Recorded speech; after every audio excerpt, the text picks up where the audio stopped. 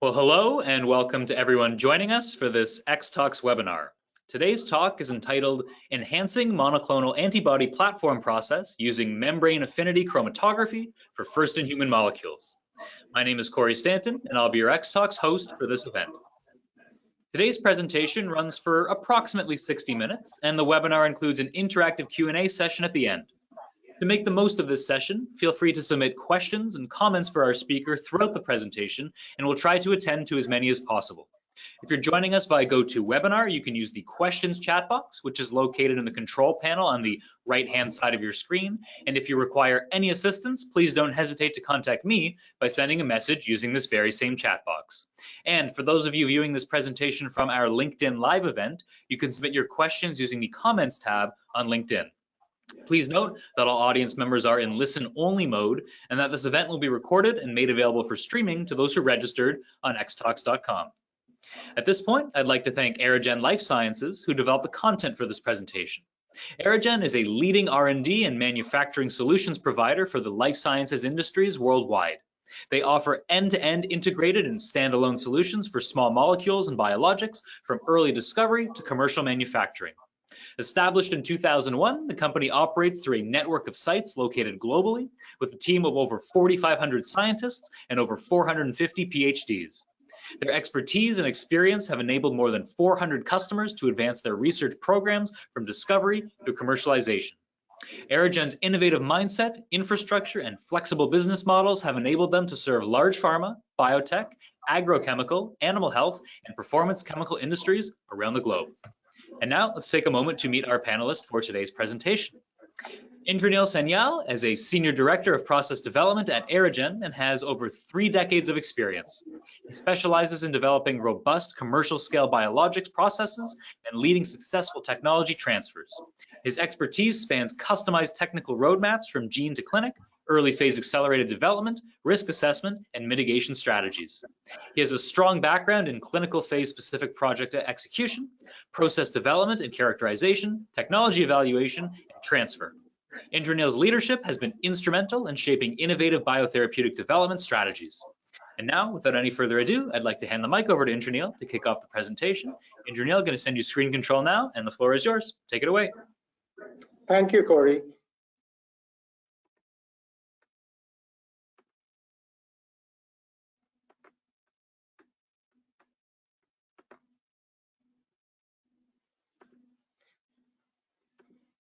Thank you, everyone, for those who have joined in, and really appreciate your time.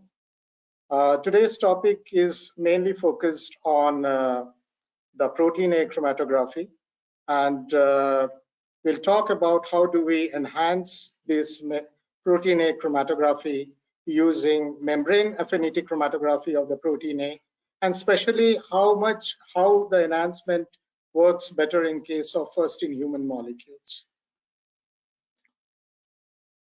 Yeah, just a quick, round of introduction to our organization. Aerogen is a CDMO organization, and we provide comprehensive services across discovery, chemistry, biology, and biologics, starting from target identification to all the way to the lead selection. We have a proven track record of more than 3 decades, both in large and small molecule programs, and we bring in a lot of innovation in our solutions across complex challenges. Our offerings are fully integrated, enabling a true end-to-end solution from discovery through to commercial manufacturing. We also support standalone development services, including clinical phase appropriate process development, preclinical testing, and regulatory support, all the way through to the clinical supply. Our service portfolio spans, from broad range of modalities, starting from small molecules to all the way to the biologics. And for detailed information on each of these categories, you would find it over here in the slide deck. If any of these areas aligns with your interest, we will be more than happy to start a conversation with you. About something more about our sites, we are located all across the globe. Primarily, we have a site at California in the Morgan Hill site, which is also having a regional sales center. And on the East Coast, we have a regional sales center at the New Jersey. Our Europe office is based out of Netherlands. These are again regional sales center. We operate from India, and we are at Bangalore. We have multiple sites in the southern part of India and also in the western part of the India. On the China side, we have a sales site, and so do we have in the Japan side. So one of the key advantage of our case is that we have a co-located discovery and development teams. They are basically present in the same areas, same campuses, and enabling seamless technology transfer. Our US site has a fostering very close collaboration with biologics innovators, cost-effective operations supported by our India-based facilities. So we give that options of choosing the CDMOs based our services either across US or in India. You have the choice, and we have a strong in vivo capabilities, including what we have we have around 4 variants across India and the US. Okay, with that in context, what you see right now are the two campuses. One is located in California. These are the two campuses which have biologics site. This is at Morgan Hill, and we are located from where I am actually based out of Bangalore, located here. So as you can see, we cover the complete array of the services, starting from cell line development to all the way to the GMP manufacturing. The cell line development and the protein services are primarily happens at Morgan Hill. So do we have overlapping analytics and development up to the preclinical stage at the Morgan Hill facility in California. And for subsequent development work or an overlapping development work, process development, we offer also these services from the Bangalore unit and all the way leading to the GMP manufacturing. So that's how we are positioned. Now I just quickly go on to the main topic, basically how we are working on enhancing the protein A chromatography platform. Based on this cartoon, as we can see over here, that the 2 unit operations in the downstream, one is the nanofiltration, which is basically a virus filtration, and the other one is a protein A chromatography. The most expensive step for an early phase clinical supply could be anyone between virus filtration and the protein A. And we have done these calculations along with our partners, and basically we observed that it would be worth targeting protein A chromatography to improve on the process productivity at the protein A chromatography. Now, how do we do it? One of the things that comes into the picture is basically in case of the protein A chromatography, the upfront cost on the ownership of the protein A chromatography is significantly high for the first in human. So as you can see in the illustration on the left, nanofiltration stands out, and the next most expensive step is the protein A. One of the key drivers in early phase supply is the underutilization of the protein A resin's useful life. Since batch numbers are relatively low at this stage, the resin often doesn't reach its full cycle potential, leading to higher per batch cost of the resin. Now, while one strategy might be to reduce the volume of the resin, but it would have a significant impact on the plant occupancy. Though the upfront cost may come down, but it would have a significant impact on the plant occupancy, which could possibly offset the cost benefit, whatever the savings are done on the resin versus the GMP plant occupancy.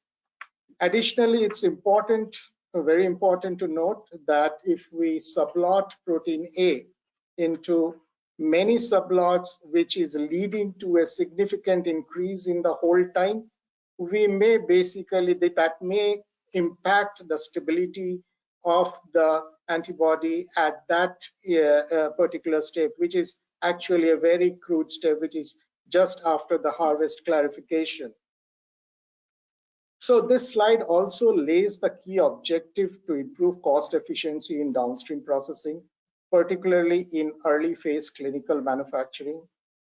First, we are looking at ways to reduce upfront cost of the protein A chromatography step without disrupting the existing plant layout or deviating from established operational practices.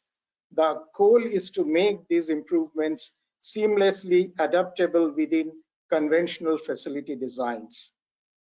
Second, we are focused on matching on even improving the productivity of the protein A's affinity step by increasing its throughput. How much mAb can be processed per liter of resin per hour?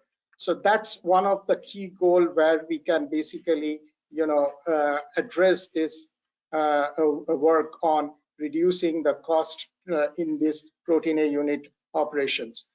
Additionally, the work is in progress in end-to-end intensification work, wherein the work productivity improvement in the protein A chromatography can be augmented with other downstream unit operations, typically in a flow-through mode, which is faster, which requires a lower quantity of a resin, and the cumulative outcome could lead to a more cost-effective and streamlined downstream process.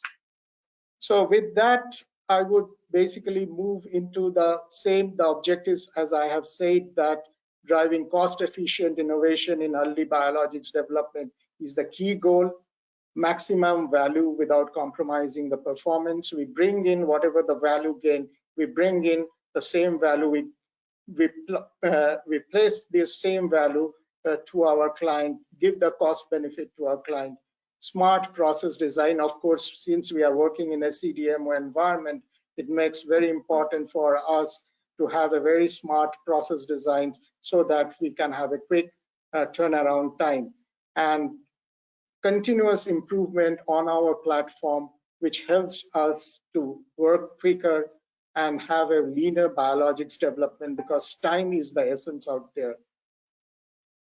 Now, what it means here is that when we looked into how do we go about meeting these objectives, we realized that now that we have defined the objectives, we need to meet them. We felt the protein A membrane chromatography is the best suited option that has the potential to meet all of them. This particular slide focuses on the advantages of the membrane-based protein A technology, particularly for early clinical supply, where agility and cost efficiencies are very, very critical. What it leads to is that we can use a ready-to-use formats, which means there are no need for actually setting up the skids, the stainless steel hardwares, or maintaining any kind of an idle resin inventory, because this is the inventory that is going to sit and add up cost through the complete after the cycles are over. It would be just a 10% of the cycle being of its useful life being over, and rest of the 90% will be sitting idle. We wanted to reduce the cost of a labor. Because we work in a CDMO environment, we have to be very much mindful about how do we go about reducing the cost of the labor. That is basically we use a plug and play like protein A membrane, which are device formats. We reduce the cleaning validation related burdens that are associated with the resin. Now, they have both operational, they save both time and as well as the resources. They also support faster changeovers, which is especially valuable for multi-product facilities that need to switch between the batches. And finally, membrane formats minimizes contamination risk with fewer open handling steps and no reusable hardware. There is a very low chance of the cross-contamination or microbial growth or even carryover that could happen from one product to the other. So these are altogether membrane protein A chromatography seems to be a highly agile and a scalable solution that aligns well with the speed and flexibility demands of an early clinical development. This gives a brief about how did we go on adapting our mAb platform. Our mAb platform is based on the resin. We adapted the mAb platform of the resin into the first into the protein A membrane chromatography. We know there are differences in the process conditions that we use for resin as against the membrane chromatography. The first was the work on optimizing and adapting the resin-based protein A chromatography into the membrane-based. Then basically what we did is that we evaluated the productivity with respect to the occupancy of the plant, upfront material cost, and also how much of the quantity we are producing. Going to produce in terms of gram per hour, gram per liter per hour of the resin, or gram per dollar per hour. And we evaluated under multiple conditions at different scales, 50 liter, 500 liter, and the 2000 liter scales. These are typical scales that are there in case of first in humans that we get to hear and that we get an inquiry about. And what we realized is that the membrane chromatography, after doing all these exercises, I'm just putting the summary that we realize membrane chromatography has significant higher productivity as compared with the protein A resin. That translates into lower cost, both in terms of the upfront cost as well as the plant occupancy, very quick turnaround time, and most importantly, it actually demonstrated a very enhanced operational flexibility for clinical manufacturing in a CDMO setting. So I move on to slide number 9, which is basically talks about some of the key attributes that we have tested. Of course, we know we start with adapting our resin-based protein A chromatography into the membrane chromatography. What we did is that we, after adapting it, we ran the dynamic binding capacity experiments, as you can see over here. Roughly around 50 grams per liter of dynamic binding capacity, around 12 seconds of time, and then a slightly increase when we increase the residence time to roughly around 60 seconds, which is around a minute, and then thereafter the dynamic binding capacity does not increase even though we increase the residence time. This is based upon this, we considered 12 seconds as a good time for actually running these membrane chromatography, because it balances very well between the cycle numbers and also the plant occupancy. Whereas when we tested for the resin over here, and we realized we found a typical dynamic binding capacity of roughly around 40 grams per liter. Yeah, it goes up a little higher as we increase the residence time, But then more or less, when we actually continue to think about, around a 2-minute residence time, typically in the range of 40 to 45 grams per liter is the binding capacity. So we kept around 4 minutes as our residence time for looking at the maximum productivity. Now, as you can see, this is the protein A resin chromatogram, and this is the elution profile. After standardizing the process parameters, we were able to get a similar profile onto the membrane protein A chromatography. Now, the question comes is that the whole crux of the benefit lies into quick turnaround time, and for each of these cycles, then we have to question what's the life of these membrane of the device that has been used. So we did not the complete useful life, but we did up to the 60 cycles, and we found till the 60 cycles we find a complete consistent pattern over here. So I will like to pause over here. I think, Corey, this is over to you for the poll question. Yes, that's right. Thank you, Indranil. We do have an interactive poll question for audiences to respond to here in real time. For this particular question, you may choose multiple answers, so selecting any and all of the options that apply. And the question we have for you here is, what are your primary concerns or hesitations in adopting protein A membrane chromatography technology?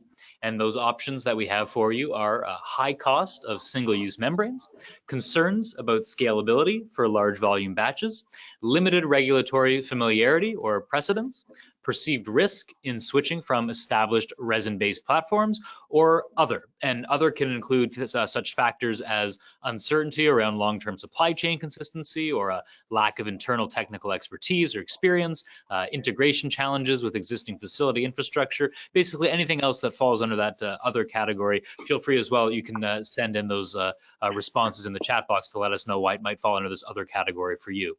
So again, we're just looking to get a sense of your primary concerns or hesitations in adopting protein A membrane chromatography technology. I do thank our audience who has already voted. I'll leave the poll open a little while longer so we can get a majority vote from our audience, and then we'll take a look at those results. I'll just run through those options for you one more time. It's a high cost of single-use membranes, concerns about scalability for large volume batches, limited regulatory familiarity or precedence, perceived risk in switching from established resin-based platforms, or other. And again, anything under other can include uncertainty around long-term supply chain consistency, or lack of internal technical expertise or experience, or possibly integration challenges with existing facility infrastructure. Excellent. Thank you, everyone who's voted. I'm going to go ahead and close the poll now, and let's take a quick look at those results. So we're not going to get an add up to 100% here, just because we did allow you to select multiple options, but a pretty even split across all of our choices here. A minority vote of 7% at other, but then we have 36% apiece for both high cost of single-use membranes and perceived risk in switching from established resin-based platforms, and then 29% each for scalability, for large volume batches, and for limited regulatory familiarity or precedence. With that, Indranil, I'll pass things back over to you. Thank you, Corey. So continuing with the same slide, this is the overall volumes, the process conditions that we have used, and we entered typical runtime is roughly around 13 minutes. And total membrane volumes used is 90 membrane volumes. With that, I move on to the next slide. As we said, that all through those 60 cycles, at every 10th cycle, we analyzed the host cell protein and the residual protein A leachate that comes out. And so do we also looked at the physical parameters with a change in the elute CV, or there is any increase in the back pressure of the device. So fairly consistent readings both for the process-related impurity as well as the physical parameters of the chromatography. So 60 cycles, is that what we have tested? Beyond which, that means it can continue to be beyond that. We have not tested the full potential of its useful life. But anyway, it shows a pretty consistent outcome in this case. Okay, now actually comes a lot of studies that based upon the data that has been generated out here. First of all, I want to acknowledge, Sartorius to helping us with their Sartorius Expert Chromatography Intensifier tool. A lot of these calculations has happened based using this particular tool. And just to give you what are the 4 conditions that we have looked at. We have looked at a mAb titer. It's a lower mAb titer, which is 1.7 grams per liter if we operate at a 50-liter scale. Same mAb if we operate at a 5 gram per liter scale at a 50-liter, at 5 gram per liter at 50-liter scale, and then both another 5 grams at 500 and 2000 liter scales. So these are the 4 conditions we evaluated. So basically, this table lays out the key performance and cost parameters we use to compare downstream process in our study. And let me walk you through each attribute, starting from the resin and the media volume. This accounts for the cost towards this. The calculations is based upon compression factors, dynamic binding capacity, practical load on the resin, the actual load, and including some overages, which is roughly around, we take around 10% overage because there are losses during the packing. The number of runs that we can do, how much material we need to process, and we are loading, and how fast we are processing it. So in case of membrane, you will see that the number of processings that can be done is significantly higher, which has a tremendous impact on the upfront cost. Upfront cost, of course, includes the resin, the hardware. In case of the resins, we have considered the columns as a hardware along with the accessories, which needs to be periodically changed.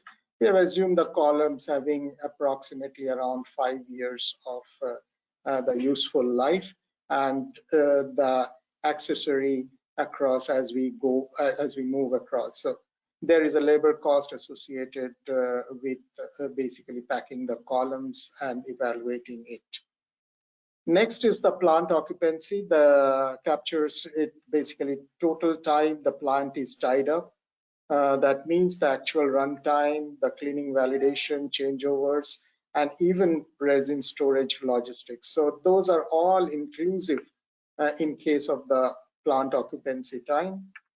Buffer volumes, non-loading phase, loading phase, packing, integrity testing, blank runs, and with approximately around 10% of additional buffers as a residual buffer, to reflect the real world kind of operational conditions.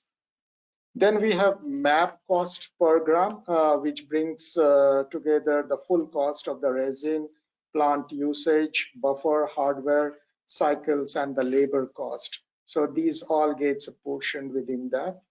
And then we calculate finally, based upon all these data, we assess productivity in 2 ways.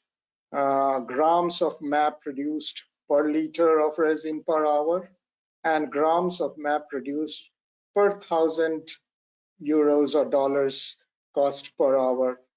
This helps us to evaluate both technical as well as the economic efficiencies. And together, these metrics basically form the basis of comparing different purification strategies and cost saving of what are the cost saving opportunities in the early phase of the clinical manufacturing.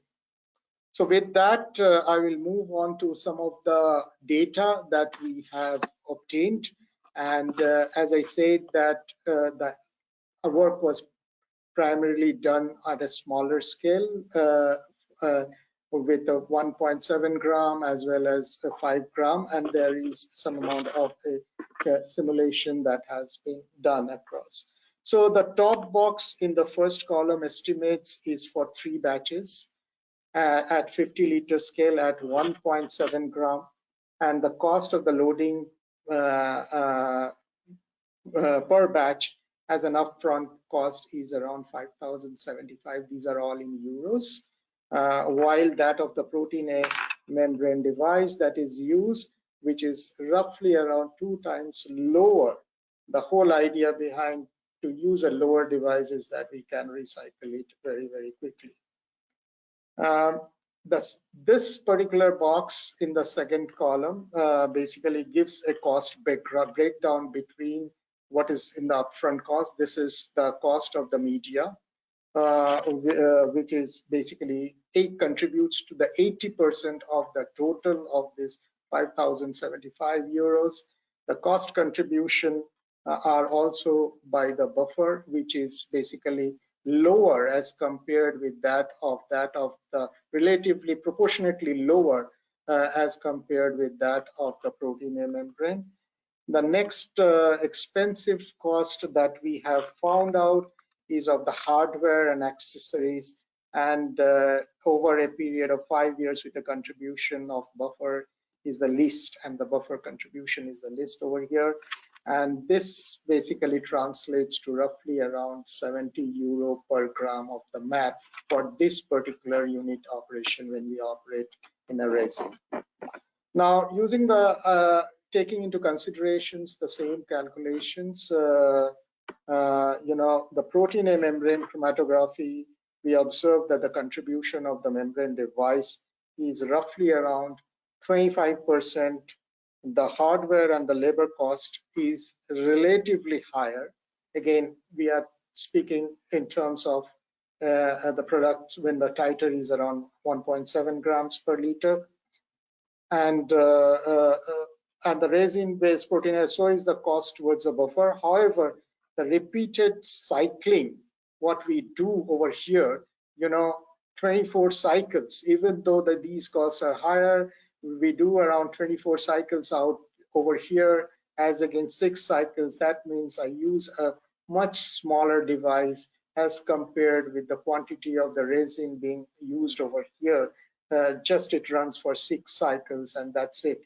As I was saying, that it is far lower than its useful life.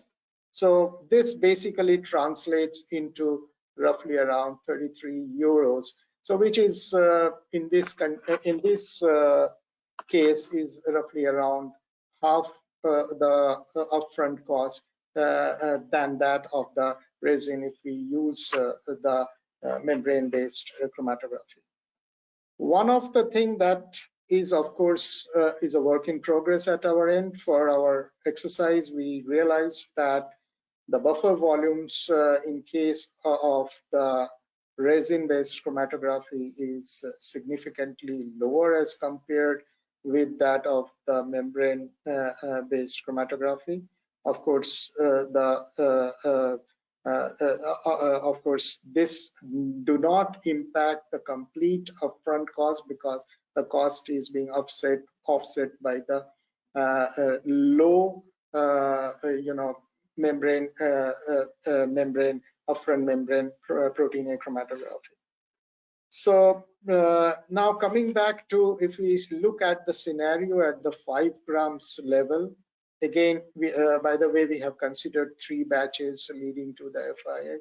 What we observe here is that we observe that when we compare this, we see a significant difference again in the upfront cost between the resin as well as the protein A. And in this case, roughly, the resin contribution versus the membrane contribution is, if you see these differences between 1.7 versus 625 here, and then 8,000 versus 2,000, we see a significant drop in terms of the membrane cost ratio as compared with when the titers were low. And this is happening because the number of cycles can be significantly increased in the protein membrane, as against, you can see here, 10 cycles versus 71 cycles for the protein A membrane that we have used. Buffer volumes, again, buffer volumes are higher over here, but again, this does not offset the actual cost. The actual cost is more or less driven by the upfront cost towards purchasing of the resin and the membrane. Now, when we basically move into the larger scale, we have the similar type of a pattern that we observe. And just to go back once more, basically, one of the key thing to note over here is that with the increase in the productivity, we do see a drop in the cost of antibody per gram in case of the resin, as well as in case of the membrane. The drop in case of the resin we observed is less than twofold, whereas in case of the protein membrane chromatography is almost twofold decrease. So that's the cost advantage it basically moves into when we go to a processing the membrane chromatography with a high productivity titer. Similarly, the same principles has been applied for 500 liter scale and the 2000 liter scale. We see again, there are no much difference that comes up in terms of the cost per gram of the antibody, even though we are operating at a larger scale, because this is being offset by the upfront cost of the resin. And one of the things that to be mindful about it here is that when we see that data in the next slide in a summarized format, we would realize that in case of the number of cycles that we are running in for a 500 liter scale is just lower, lower than the which is significantly lower as compared to the number of cycles that we are running in case of the 2000 liter scale. So it's a 5 versus 9. So that's the reason we will see in the 500 liter scale we have a higher cost of the antibody per gram antibody cost in case of a 500 liter scale for the resin. However, as we go to the 2000 liter scale, we do a more number of cycles, the cost comes down and it comes down to 46 euros. More or less for membrane chromatography, they all stay near to 15 to 17 euros per gram. This is the next slide, which I was talking about the productivity. Most important thing is these two rows. As we can see, this is a summary around. This is the productivity with the resin, and this is the productivity with that of the membrane. So we can almost see there is almost like a 20-fold, greater than 20-fold increase in the productivity when we express in gram per liter per hour when we use the membrane. Obviously, this actually translates into a cost per gram per 1,000 euros per hour. So there is a significant difference, almost like 7-fold difference in terms of the productivity. We see a 7-fold increase in the productivity with respect to the gram per kilo euro per hour. So the key take-home messages around this is that yes, there will be an upfront cost associated with whether we purchase the resin or whether we purchase the membrane. It's very important that we realize that that when we do the resin, we do purchase the resin if we basically use just 10% of its useful life, for especially for the early phase kind of a work, and let it sit over the 90% of its life, then that sitting inventory cost, the maintenance of the resin goes up significantly high and doesn't make and that value actually gets loaded into a smaller number of cycles. So what we realized is that when we are able to quickly turn it around, which is of course the crux of the story here, is that membrane protein chromatography can reduce the cost per gram by almost 3 times for this particular unit operations, and almost improve the productivity by 20 times with respect to gram per liter per hour. Now, this is one of the strategy. There could be some other strategies also where we can actually work on to reduce.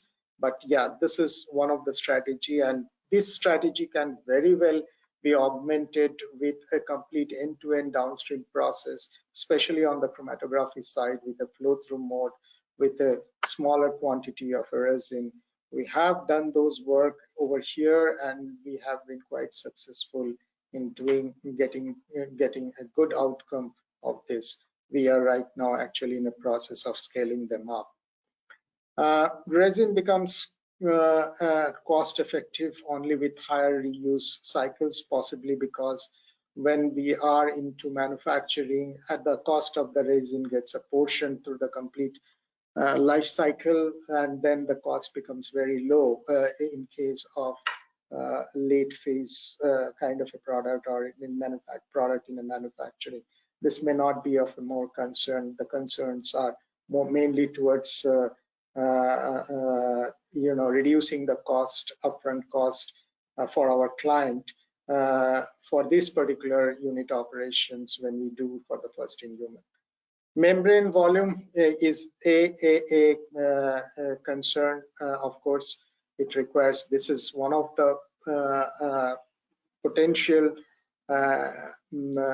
drawback with the membrane-based protein chromatography, which has a cost impact. But again, the cost impact can be balanced with the reduced upfront cost towards the purchase of the resin or the membrane. We have seen that membrane protein chromatography is highly productive. It is scalable and it is GMP suitable. Now, some of the thing is that, for up to the clinical phase, it is well accepted. It would eventually, it is new into the market. It will eventually graduate into working out into commercial scales. There could be potential ways to work on and basically reduce on the plant occupancy, which may turn into a larger number of batches when we operate in the manufacturing scale for a product. This is ideal for first in human because it enables quick changeovers, reduced facility occupancy, and lower upfront material cost. We have all seen that. The lower buffer, again, the total lower buffer utilization is there in case of a resin, but the total ownership cost is significantly higher, as we all know now. In manufacturing environments, membrane chromatography would support also flexible, cost-efficient early phase manufacturing. So with that, I think I am towards the end of my presentation. For all other purposes, for further details on this, you can reach out to us at info@aragen.com. Thank you very much, everyone, for your time, for your patience to hear me through. And now it's over to Corey. Yes, excellent. Thank you so much, Indranil. And we do have now time for our Q&A session, but before we get to that, we actually have a pair of 2 more poll questions for our audience members to respond to. I'm going to go ahead and launch the first of those 2 on screen now. So unlike that first question we answered where you could choose multiple options, this time we are just looking for a single answer to this question. And we're looking to just get a sense of if you've already implemented protein A membrane chromatography in your operations, and if yes, how would you describe your experience? And your options for this poll question are here. Yes, you've implemented it and it was a positive experience. You found it easy to implement. It met your yield and purity targets. It reduced turnaround time. Next option, you had mixed results. So some benefits, but encountered challenges such as scalability or validation. You had a negative experience, so it did not meet your expectations and you faced significant issues. Not yet, so you're planning to evaluate for early phase or for pilot scale projects. And our final option there is no, you're currently committed to your resin-based protein A chromatography. Thank you to our audience members who already voted. I see some more votes coming in now. I'll leave the poll open for about 10, 15 more seconds. So if you haven't had a chance to vote, make sure you do so now. Very simple, you can click on any of the options and click the submit button to lock in your vote. Once again, we're just looking to get a sense from our audience members here today if you've already implemented protein A membrane chromatography in your operations. If yes, was it a positive experience, easy to implement? Was it giving you some mixed results? So some benefits, but you encountered challenges. Was it a negative experience? Did it not meet your expectations or did it give you any significant issues? Have you not integrated it yet? So you're planning to evaluate for early phase or pilot scale projects. And finally, no, you're simply committed to resin-based protein A chromatography. Leave the poll open for about 5 more seconds. So if you haven't had a chance to vote, make sure you vote now and lock it in. Excellent. Thank you so much, everyone. And let's take a quick peek at those results before we head over to our final poll question before the Q&A. So we had no votes in for mixed results or negative experience, but 38% of our audience has indeed implemented protein A chromatography and had a positive experience with it. Another 38% not yet, but planning to assess it for early phase or pilot scale projects. And finally, a quarter of our audience, 25%, are currently committed to resin-based protein A chromatography. Thank you so much to our audience members for voting for that. And before we jump to our Q&A session, we do have one more poll question for you. So I'm going to go ahead and launch that right now up on screen. Much like the first question that we did earlier today, this time you may choose multiple answers. So please select any options that apply. This question for you here is what types of molecules or process conditions have you successfully purified using protein A membranes? And your options here are monoclonal antibodies, FC fusion proteins, bispecific antibodies, high titer upstream harvests. So these are those harvests that are greater than 5 grams per liter, or finally rapid cycling or high throughput applications. And again, before we jump to our Q&A session, we just have one final poll question for you here. We're looking to get a sense from our audience about the types of molecules or process conditions that you've successfully purified using protein A membranes. And once again, here are your options, and you can select all options that apply, so you're not limited to just one. We're looking at monoclonal antibodies, FC fusion proteins, bispecific antibodies, high titer upstream harvests. These are the harvests that are greater than 5 grams per liter, or rapid cycling or high throughput applications. See lots of votes coming in from our audience. Thank you so much for those of you who have voted. Those of you who haven't, I'll leave the poll open for about 10, 15 more seconds. So if you haven't had a chance to lock in a vote yet, make sure you click on the options that apply and hit the submit button. Again, we're just looking to get a sense from those of you who are here today, what types of molecules or process conditions you've successfully purified using protein A membranes. Thank you so much to our audience members who have voted. I'm going to go for 5 more seconds, so make sure you click on any of those options there and hit the submit button before I close the poll. Excellent. And let's take a quick look at those results before we jump to our Q&A session. So in response to this poll question here, 86%, so majority of our audience, big majority of our audience has chosen monoclonal antibodies, those mAbs, with 14% coming in at high titer upstream harvest. So certainly on theme for the topic of the webinar today, with monoclonal antibodies coming in as our top option. Now, let's go ahead and jump into our Q&A session. Just a reminder to our audience members that as we run through this Q&A session, I invite you to continue sending in questions or comments.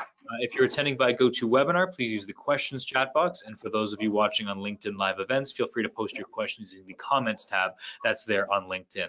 We have already received some questions from audience members, and rest assured, if we don't have time to get to your question today, there will be an opportunity for follow-up. Indranil shared that simple email address earlier, and we'll of course share that with you again as we close out our webinar. So Indranil, this first question that's come in from our audience.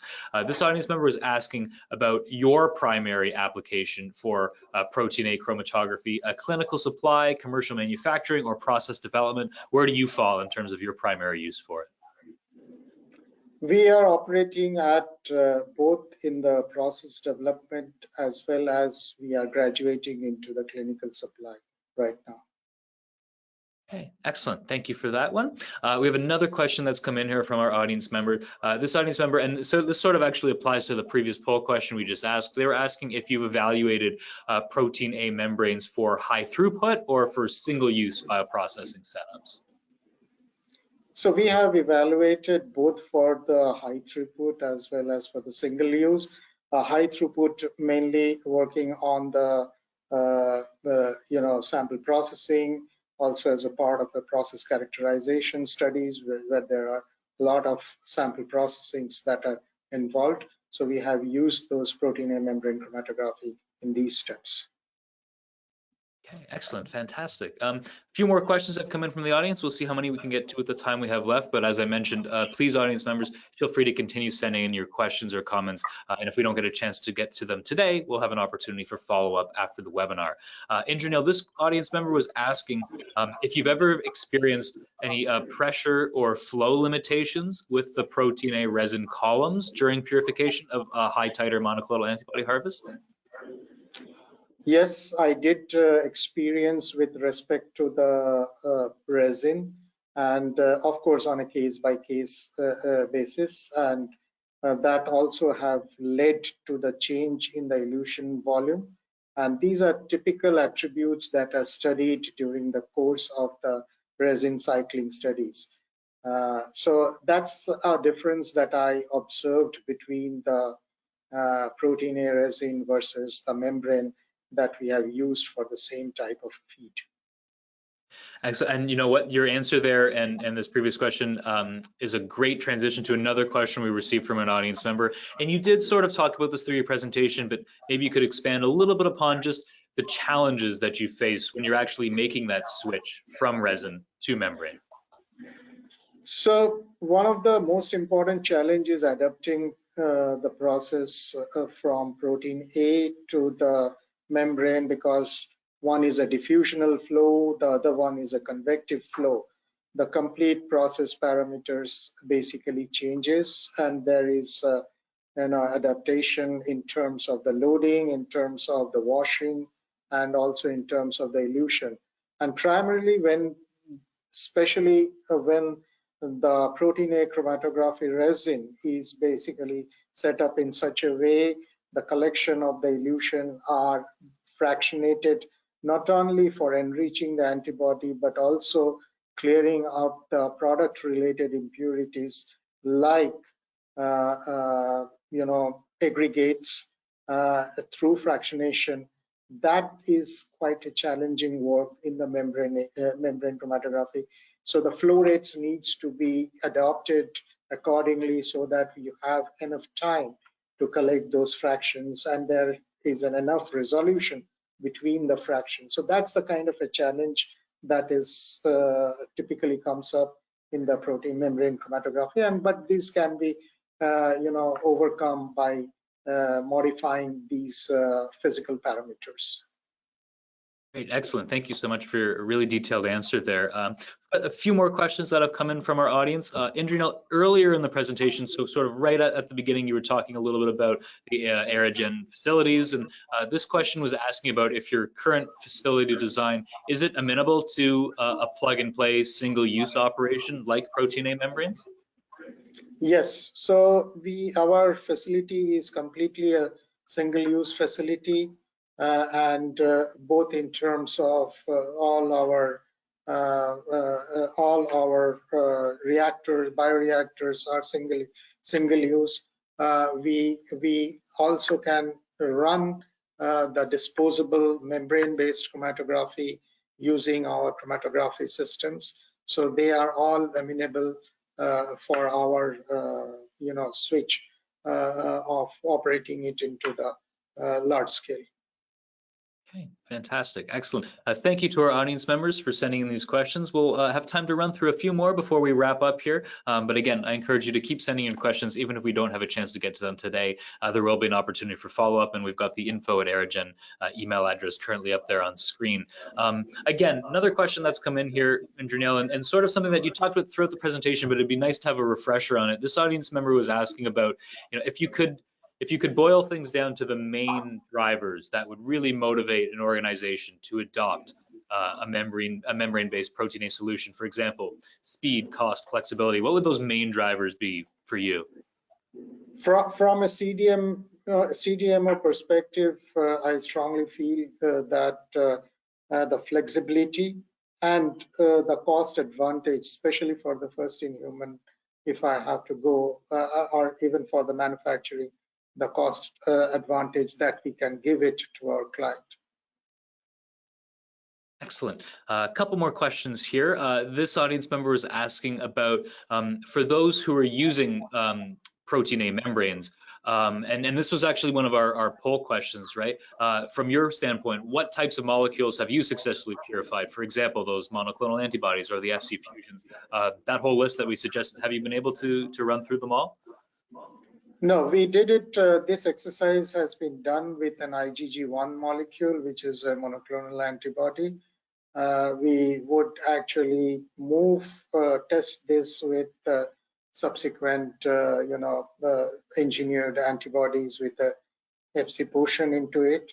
We have seen for the resins, we have prior experience on using these engineered antibodies on the resins. But again, as I said, that there could be potential differences associated with clearing the product-related impurities in the membrane-based chromatography.